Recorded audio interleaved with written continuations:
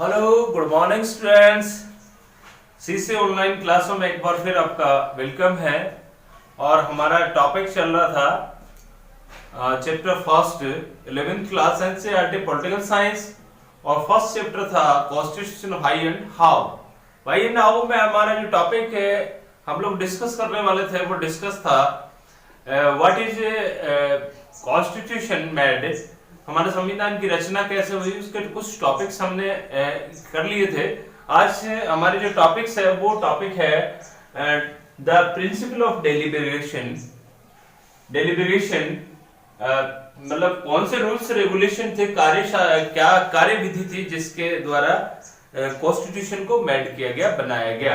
तो यहाँ इसको समझने से पहले आप लोग यूं देखिए कि यहाँ जो आपकी जो डेलिब्रेशन जो हुई उसमें रिप्रेजेंटेशन जो था या रिप्रेजेंटेटिव जो लोग थे, वो रिप्रेजेंटेटिव लोग जो प्रतिनिधित्व दिया गया था वो पार्टिसिपेशन ऑफ डाइवर्स ग्रुप, यानी आपको पता है जैसे कॉन्स्टिट्यूशन असेंबली जो बनी, उस कॉन्स्टिट्यूशन असेंबली में डिफरेंट कम्युनिटीज को क्या दिया गया था, रिप्रेजेंटेटिव किया गया था, मेंबर्स को लिया गया था। और उसमें जैसे एससी के लोगों को भी लिया गया, इसके अलावा विभिन्न रिलीजन्स के लोगों को भी लिया गया, और ऐसे जो विद्वान लोग थे उन लोगों को भी इसमें शामिल किया गया कॉन्स्टिट्यूशन असेंबली में। तो ये विभिन्न प्रकार के जो डाइवर्स ग्रुप थे उनको इसमें शामिल किया गया। तो डाइवर्स ग्रुप जो थे, उन डाइवर्स ग्रुप में वो सबसे पहले अपनी कम्युनिटीज को भी देख रहे थे, क्योंकि इनको लेने का मतलब क्या था कि उसमें क्या आ सके, कोऑर्डिनेशन आ सके एंड क्या हो सके, इंश्योरेंस आ सके, विश्वास हो सके कि ये जो मेड किया जा रहा है वो हमारे लिए बनाया गया, हमारे लोगों के द्वारा बनाया गया, हमारे मेंबर्स के द्वारा बनाया गया, हमारी कम्युनिटीज के लोगों के द्वारा कॉन्स्टिट्यूशन को मेड किया गया। तो ये डाइवर्स ग्रुप जो थे, वो डाइवर्स जो ग्रुप थे वो deliberated to own the interest of the whole nation. वो अपनी कम्युनिटीज को तो प्राथमिकता देते ही थे, उसके साथ साथ वे लोग क्या कर रहे थे, इंटरेस्ट रख रहे थे किसमें, अपने नेशन में भी। यानी वे लोग ज्यादा प्राथमिकता, जो इंपॉर्टेंस थी वो किसको दे रहे थे, नेशन में ज्यादा इंटरेस्ट था उनका। कम्युनिटीज के साथ में कई बार क्या किया गया, उनको कई प्रकार के समझौते किए गए, लेकिन कम्युनिटीज उनसे नाराज भी हुई कई बार। लेकिन सर्वोपरि हमारा जो टॉप मोस्ट था वो नेशन था, और नेशन में इंटरेस्ट रखते हुए राष्ट्रीय हितों को प्राथमिकता उन्होंने पहले दी और डिस्कस किया उन्होंने इन सब चीजों को।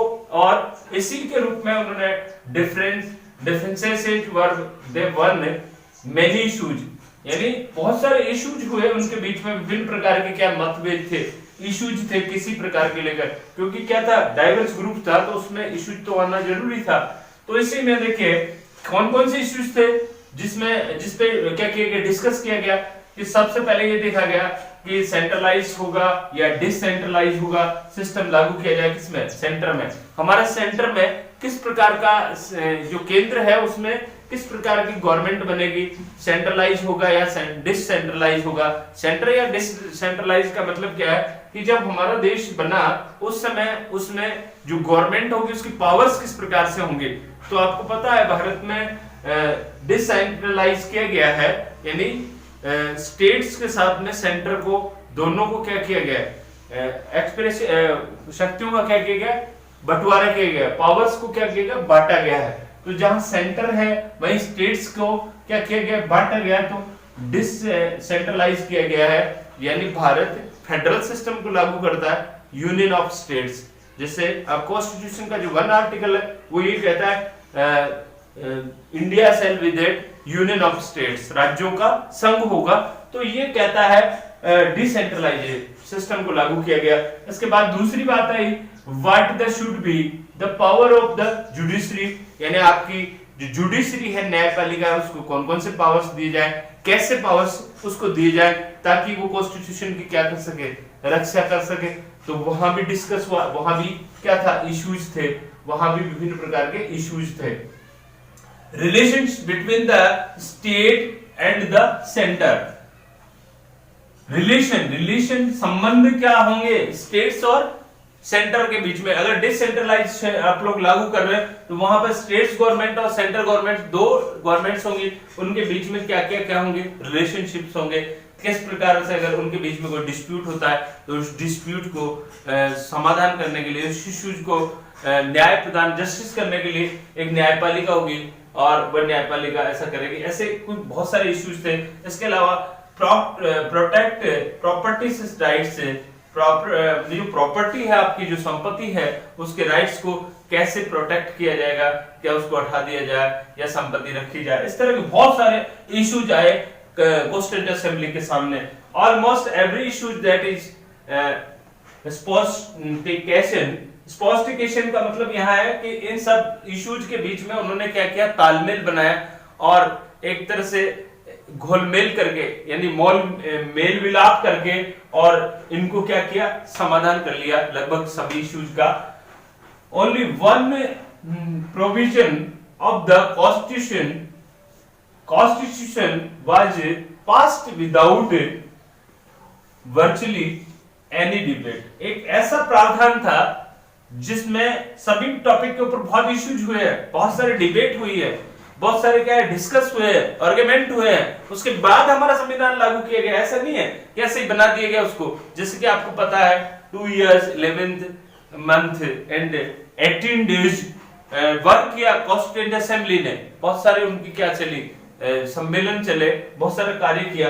तो ओनली वन प्रोविजन, एक इस तरह का प्रावधान था कॉन्स्टिट्यूशन का जहां पर विदाउट क्या नहीं हुआ, वर्चुअली वास्तव में कोई डिबेट ही नहीं हुआ, और the introduction of the universal suffrage. Universal suffrage का मतलब क्या है, वयस्क मताधिकार, सार्वभौमिक वयस्क मताधिकार, सार्वभौमिक सफ्रेज। ये बहुत बड़ी, भारत में एक बहुत बड़ी क्या है इंपॉर्टेंस थी कि सभी लोगों को यूनिवर्सल यानी सभी लोगों को सफ्रेज यानी मताधिकार का प्रयोग करने की अनुमति दी गई, ऑथोरिटी दी गई। और उसमें मीनिंग्स बताया गया, meanings that all citizen reaching of certain age, एक इस तरह की एज जो एक एज को आप लोग प्राप्त कर लेते हैं, जैसे 18 एज आपने प्राप्त कर ली तो आपको राइट टू वोट देने का अधिकार मिल जाएगा। वो किसको, भारत के प्रत्येक नागरिक को, ऑल सिटीजन, भारत के प्रत्येक नागरिक को ये एक उम्र प्राप्त कर ली 18 तो उसको वोट देने का अधिकार मिल जाएगा। ये कहलाता है universal सफ्रेज।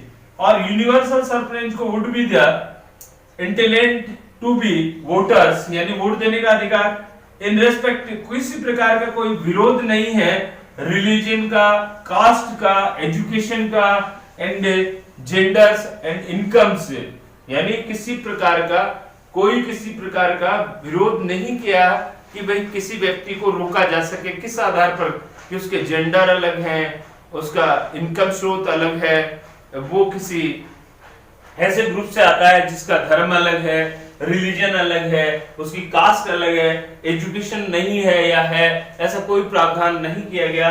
All citizen centralised as, यानी एक निश्चित आयु 18 वर्ष यानी एज ऑफ 18 अगर वो प्राप्त कर लेता है तो उस भारत के नागरिक को क्या मिल जाता है, राइट टू वोट का अधिकार। तो ये सार्वभौमिक हमारा जो मताधिकार का बात करी गई। इसके अलावा कुछ पब्लिक रीजन्स जो थे, पब्लिक रीजन्स को भी यहाँ शामिल किया गया, क्योंकि पब्लिक, अगर आपने कॉन्स्टिट्यूएंट असेंबली में जो संविधान है हमारा, उसमें जो चीजें लागू की गई हैं तो उसके पीछे रीजन भी बताया गया। कॉन्स्टिट्यूएंट असेंबली बड़ी इंटेलिजेंट थी, तो उन्होंने प्रत्येक, जैसे मान लीजिए आपने रिजर्वेशन का प्रावधान किया तो डॉक्टर आम्बेडकर ने उसके बारे में पूरा क्या किया, स्पष्टीकरण दिया है, पूरा बात करी है कि किस आधार से हम लोग इक्वालिटी ला सकते हैं। तो इक्वालिटी लाने के लिए हम लोग किस प्रकार से ये रिजर्वेशन करेंगे। तो पब्लिक रीजन्स का भी यहाँ ध्यान रखा गया, प्रत्येक इश्यूज के ऊपर डिस्कस हुआ है और उस रीजन्स को जाना गया है और आर्गुमेंट किया गया है, यानी उसके बारे में पूर्णतः छानबीन करके उसको बताया गया है पब्लिक को। इस तरह से इश्यूज से बात करी गई और इस तरह से हमारे संविधान में जो भी प्रावधान किए गए हैं उनके ऊपर क्या किया गया, डेलिब्रेशन किया गया, यानी प्रिंसिपल्स ऑफ डेलिब्रेशन किया गया। आई होप आपको ये पॉइंट अच्छे से समझ में आएगा। टॉपिक अगली हम बात करेंगे, अगली क्लास से शायद हमारा टॉपिक जो है वो चैप्टर फर्स्ट पूरा होने को है और 1-2 टॉपिक और बचा है। थैंक यू वेरी मच, मिलते हैं अगली क्लास में।